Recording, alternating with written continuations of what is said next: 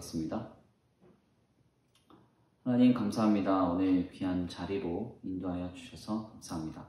주님의 은혜 가운데 이렇게 귀한 신앙 기초반 강의로 함께 모여서 하나님에 관한 믿음을 다시 한번 깊이 들여다보게 하시니 감사합니다. 주님의 놀라우신 은혜로 말미암아 우리가 하나님에 관하여 더 건전하고도 바르게 알아가고자 이곳에 왔사오니 주님 함께 하시고 아버지 인도하여 주셔서 주님의 놀라운 은혜가 우리에게 더하여 질 수 있도록 역사해 주옵소서.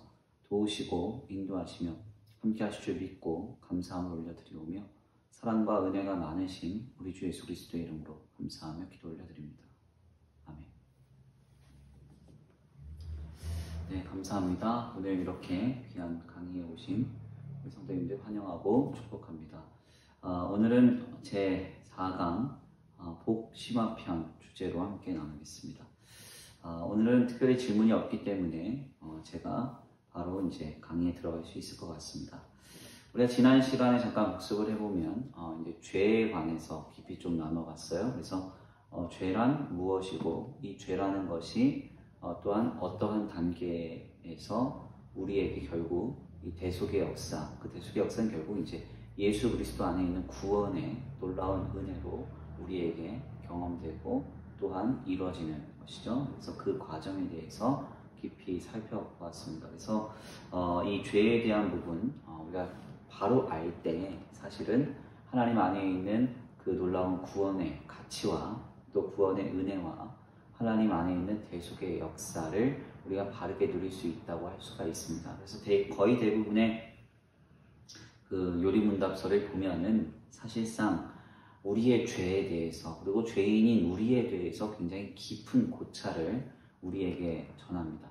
왜 그렇게 하는가? 죄에 대하여 알아야, 죄인인 나에 대하여 알아야 우리가 하나님 안에 있는 놀라운 구원, 놀라운 은혜, 그 놀라운 대속의 역사를 또한 바르고 건전하게 알 수 있고 깊이 그것을 또한 누릴 수 있기 때문입니다. 그래서 오늘 이렇게 네 번째 강의로서 복심화편은 지난 주간까지 이 죄에 대해서 깊이 알았다고 생각을 하고 이 복에 대해서 나눌 겁니다. 복에 대해서 나누면 그 다음 강의에서 이제 정통 신앙 혹은 진리에 대해서 잠깐 우리가 정리를 하면 6강부터는 성경에 대해서 함께 하나하나 좀 들여다볼 수 있을 것 같습니다. 오늘은 이제 복심화편입니다. 복. 우리가 지난번에 이제 죄라는 것이 죄라는 것이 하나님이 계시면 이 하나님으로부터 멀어지는 것,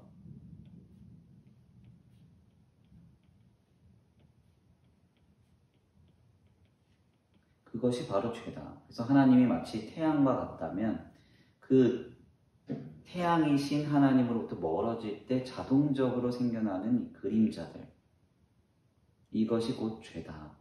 이렇게 말씀을 드렸습니다. 이 죄는 마땅히 이 악을 파생하게 되어 있죠. 그래서 이제 기독교가 하나님 앞에서의 죄다. 그래서 이 하나님 앞에서의 죄가 도덕적이며 윤리적인 요소를 포함하지 않는가.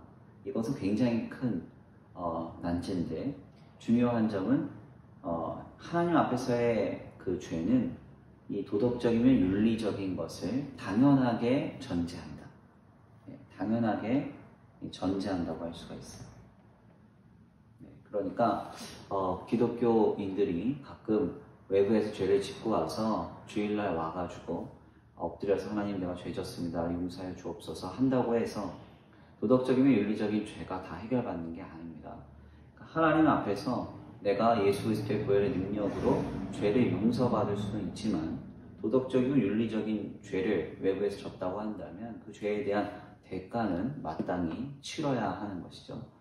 그렇기 때문에 이것을 우리가 좀 착각해서는 안 돼요. 하나님 앞에서 짓는 죄는 도덕적이고 윤리적인 요소를 마땅히 전제하기 때문에 오히려 하나님으로부터 멀어져서 그 죄로 인하여서 완전히 관영하게 될 때, 관영이란 말이 full이란 뜻인데 가득 차게 될 때 결실하게 되는 것이 소위 악이기 때문에 결국 내가 도덕적인 윤리적인 죄를 범하였다고 한다는 것은 어떤 의미입니까?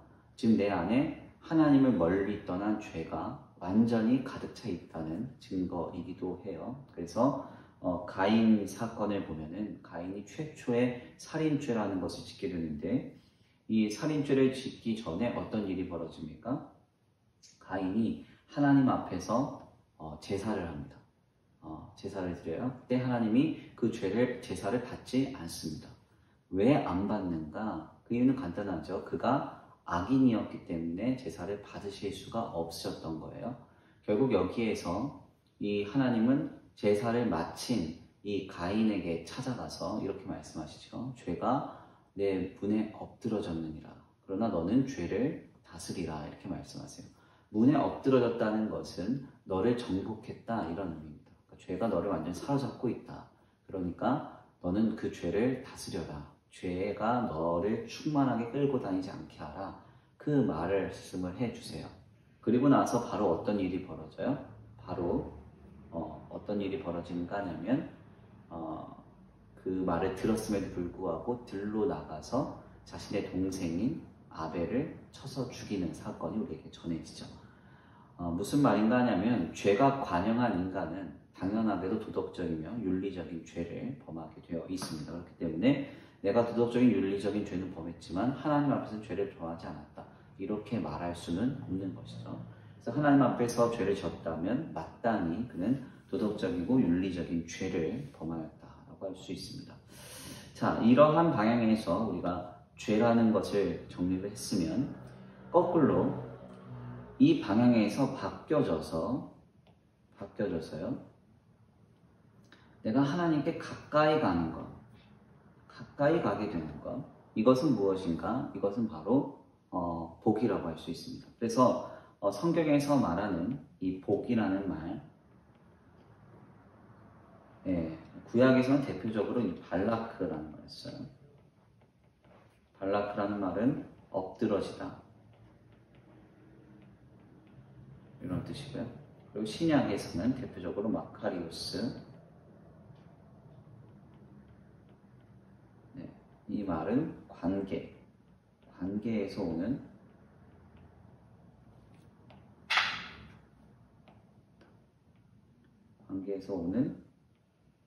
복이라고 할 수 있어요. 그래서 이 단어가 쓰인 대표적인 본문이 소위 산상수훈의 팔복입니다. 이 마카리오스도 그렇고 발라크도 그렇고 중요한 점은 복된 현상을 복이라고 말하고 있지 않습니다. 어떤 복의 근원이신 그리고 복의 절대적인 복이신 어떤 존재에 어떤 관계로 내가 서 있는가, 이것이 이제 복이라고 우리가 성경에서 말하는 복이라고 정의할 수가 있겠어요. 그래서 이제 소위 이제 구약에서 말하는 복이란 하나님께 엎드러진 상태, 그리고 신약에서 말하는 복이란 영원하신 하나님으로부터 오는 그 복, 어떤 현상, 어떤 공급, 인도, 보호, 은혜, 이런 것들이 다 복이라고 할 수가 있습니다. 그래서 팔복의 내용을 들여다보면 8가지 복이라고 하는데 하나도 이해가 잘 되지 않잖아요. 심령이 가난한 자는 복이 있나니 저희가 천국을 얻을 것이다. 심령이 가난하다는 것은 늘 마음이 이렇게 어려워서 하나님을 찾을 수밖에 없는 상태를 의미하는 거예요. 그러니까 하나님을 늘 찾으면 그에게 뭐가 찾아온다고요? 천국이 찾아온다. 하나님이 우리의 삶을 다스려 주신다. 애통하는 자는 위로를 주신다. 하나님 앞에 애통함으로 울고 우리의 마음을 쏟아 놓으면 하나님이 우리에게 위로를 주신다. 그러니까 가만 보면은 복된 현상하고는 크게 관계가 없죠. 땅을 기업으로 받는다는 복 외에는 잘 이해가 되지 않잖아요. 근데 왜 주님이 이런 복을 말씀하시는가? 결국 절대적 존재이신 하나님과 긴밀한 상태가 됨으로 얻는 복을 이 신약이 말하고 있기 때문입니다. 그래서 구약에서 말하는 복이든 이 신약에서 말하는 복이든 가장 중요한 점은 바로 이 하나님과의 어떤 관계, 이 관계를 가장 중요한 것으로 말하고 있다라고 할 수 있어요. 이는 마치 그 요한복음서 15장 1절에서 8절 말씀과 같습니다. 나는 포도나무요 너희는 가지니, 주님이 이렇게 말씀하시면서 뭐라고 말해요? 내 말이 너희 안에 거하고 네가 내 안에 거하면 원하는 대로 구하라 그리하면 이루리라. 주님이 이렇게 말씀하시죠. 그러니까 무슨 말씀인가 하냐면 우리 하나님은 절대적인 존재이신데 그 절대적인 존재와 우리가 함께 할 때 결국 하나님으로부터 오는 모든 것을 그냥 마땅히 공급을 받게 되는 것입니다. 네. 가만히 예를 한번 들어보세요. 절대적인 생명이 있다고 생각해보세요. 생명. 네. 그럼 이 생명에게 내가 가까이 붙어 있으면 당연히 생명을 얻는 것이죠. 그래서 우리 하나님은 영원한 생명이시고 불변하시는 존재시잖아요. 그러니까 우리 하나님은 영원한 생명이시고 절대적인 생명력을 갖고 계신 생명력의 근원 아닙니까? 결국 그 하나님으로부터 붙어 있는 우리가 무엇을 누리게 되는 거예요? 하나님의 시간, 영생을 누리게 되는 것이죠. 뿐만 아니라 우리 하나님은 어떤 분이세요? 네. 우리가 기대하는 풍요가 있다. 우리 하나님은 어떤 분이십니까? 만물이 다 하나님의 것이잖아요. 출애굽기서 말씀을 보니까 오늘 우리가 나눴던 새벽 기도의 말씀이기도 한데 온 세계가 내게 속하였으니, 그러니까 전 세계는 다 하나님 거예요. 예. 그러니까 농담으로 예전에 우리 김기훈 목사님이 그러셨어요. 우리 하나님은 이제 부동산 가꾸다. 그러시면서 지구가 하나님 거라는 소문이 있다. 이렇게 농담을 하셨는데 소문이 아니라 사실이죠. 온 세계가 하나님께 속하였고 다 하나님의 것입니다. 이 풍요이신 하나님 앞에 우리가 붙어 있다면 어떻게 되는 거예요? 그러면 그냥 마땅히 이것을 얻는 것이죠. 네. 그러니까 우리가 말하는 복이란 어떤 복이에요? 복된 현상, 내 기도의 제목이 이루어지고 어떤 내 소유가 늘어나고 내가 특별한 행운과 특별한 공급을 힘입고 이런 것이 아니라 뭡니까?